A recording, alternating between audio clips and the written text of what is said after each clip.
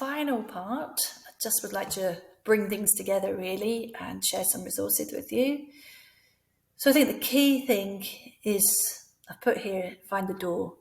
So find the opening, find the doorway that's going to help the children in your class, or the children, all the children, but particularly those children with additional needs. What is it that is going to help them to learn another language? It might be to do with the topic choice. It might be to do with where they're sitting in the classroom. It might be to do with how you present it. It might be giving them the chance to use visuals to share their learning and show their learning, So what is it that is going to interest, excite, and grab the attention of those children who have those additional needs? And what is it that is going to help them, to open up languages, to make it accessible for them? And that's the way I like to think about it. I also like to think about the fact that it's a doorway, it's a two-way doorway. So doorway opening out, you're opening a doorway to them, and they're opening a doorway to you and showing you their strengths. Just because a child has additional support needs of whatever description, and at the end of the day, we all have different needs, okay?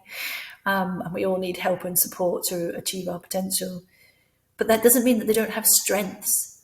A lot of, they might have difficulties, and those difficulties can be their strengths. And they can have strengths on top of their difficulties. So it's important not to label them and paint them, with one brush, and think that, they're not capable of learning a language. So for instance, just on this, I simply looked at dyslexia at the top in the orange and autism at the bottom in the blue, and looked at what would be considered the strengths of children who have potentially either of these. So, if a child has dyslexia, they generally are good at creativity. They're good at solving problems. They're empathetic. They're observant.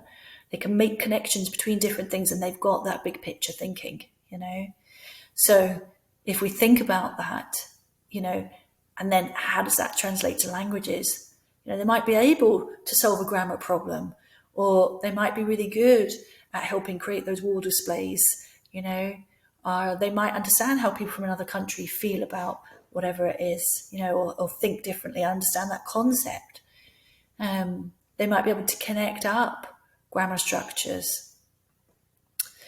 If you look at children with autism, some children, and again, not all children for both of these, but they might be particularly good at memorizing things and might be able to remember a whole list of words really easily. And other children might find that really hard. They'll be often quite good at dealing with rules, and there being set patterns. They like those rules, whether that's rules in the classroom or rules within a language. They might be quite good at copying and mimicking an accent, because that's one of their strengths, mimicking things that they see and that they hear and do. They might have special interests. They might be really into Lego. They might be really into, here I've got Ninjago. They might be into animals. And you can harness that to help them learn a language, basing it on those special interests. And they might then be interested to do loads of research on it, for instance. They might be really good at that repetition. That might be something that they can do. And that logical thinking. So just, turning things on their head and not seeing the fact that children have different needs always as a problem or a difficulty, and using those strengths, and thinking about how we can harness them to learn languages. Just put a link here to a case study that's on the SILT website, and I've hyperlinked to it. just shows an example of young people who have difficulties with communication and how they use technology to help them. And they were creating a Spanish cafe and using digital technology to create that. So just showing that it's something that we would do, every day in the classroom, have a cafe set up, a role play example. It's still something that children can do regardless of their needs, but they just need different support to help them. And you can read about that in more detail in the case study. I'm not going to go into the different forms of technology that are there to help children with needs, because that's another a huge topic and area, and your school and authority will have lots of information on that already available to you as a general, general training. This is specifically here about languages. I'd like to end with a comment from someone with dyspraxia who was learning languages. And again, dyspraxia is not something I've touched on, but that's difficulty, for instance, with writing often and holding a pen or pencil. But there are lots of different needs. So I've just touched on a couple. And again, it's about finding out what you need to support your learners. But I like this comment. With the right support, appropriate methods and realistic milestones, success is achievable.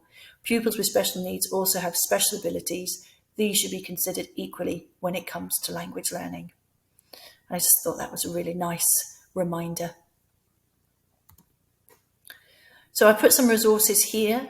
There was a website called Languages Without Limits, but the resources are being moved to a different website that's still in the process of being created, Inclusive Practicing Language Learning. And a lot of the stuff from this PowerPoint has come from that website originally. I've downloaded some of the resources and they are hyperlinked here. And I've also just put in at the bottom some ideas for different apps, which are for to support children with dyslexia, but could support all learners and are quite useful. I've also put in some resources to support deaf learners. These were the ones that I've chosen because these are the I've had quite a few pupils with dyslexia and with autism, and I felt that they have needed some specific input for learning languages, which is why I've referred to them in this PowerPoint. But hopefully you'll see that a lot of the strategies are very similar, and so it's just about thinking through that, and a lot of them can be applied to all needs. I hope you find that's been helpful, and I hope it will help you in your classroom. So thank you.